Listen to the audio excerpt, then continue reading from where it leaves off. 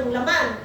Kung tayo po'y ang ating pamumuhay ay ayon sa worldly, makamundo, at kailanman hindi kinalulugdan ng Diyos. Kaya tayo na mga Kristiyano, isaayos natin ang ating buhay.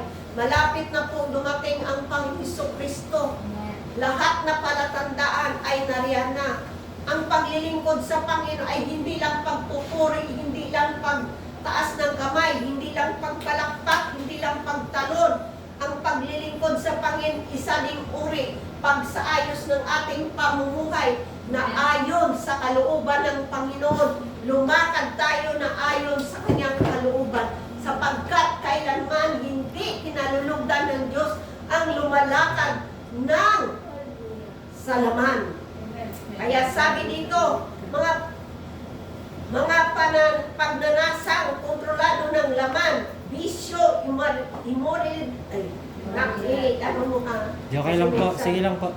Bubulod din ako kanina sa Holy Spirit, may isip. Mga pagnanasang kontrolado ng laman, bisyo, immoralidad, kasakiman. Ano yun? Sa Roma 8, verse 6 to 8, sabi, ang pagsunod sa hilig ng laman ay naghahatid sa kamatayan, ngunit ang pagsunod sa Espiritu ay nagdudulot ng buhay at kapayapaan. Kaya nga, kapag itinutuo ng tao ang kanyang pag-isip sa mga hilig ng laman, siya ay nagiging kaaway ng Diyos. Gusto ba natin na maging kaaway tayo ng Diyos? Hindi.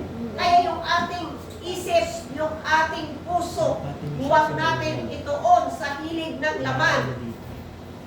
Kasi ayaw natin maging kaaway ng Diyos sapagkat hindi siya magpapasakop sa batas ng Diyos. Never siya magpapasakop sa batas ng Diyos.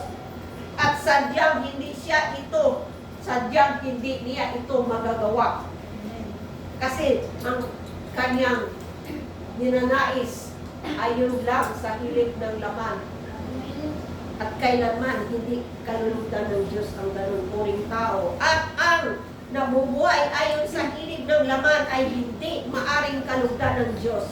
Kaya nga sinasabi ng 1 Peter 5:3, inulit, sapat ang panahong inaksaya ninyo sa paggawa ng mga bagay na kinaumalingan ng mga hintil. Ano yung hintil? Kinaumalingan ng hintil. Yung wala silang panampalataya, yung makamundong pagnanasa. Labis na paghahangad sa pera, kapangyarihan o katanyagan, yan hilid ng alaman. Pamumuhay na inuuna ang pansariling kasiyahan kaysa pagsunod sa Diyos. Mga emosyon o desire na hindi napipigil at hindi pinagsasakop sa Panginoon. Pinapasakop sa Panginoon. Hindi lahat ng desire ay masama. Pero nagiging worldly ito kapag hindi ito maka-align sa Word of God.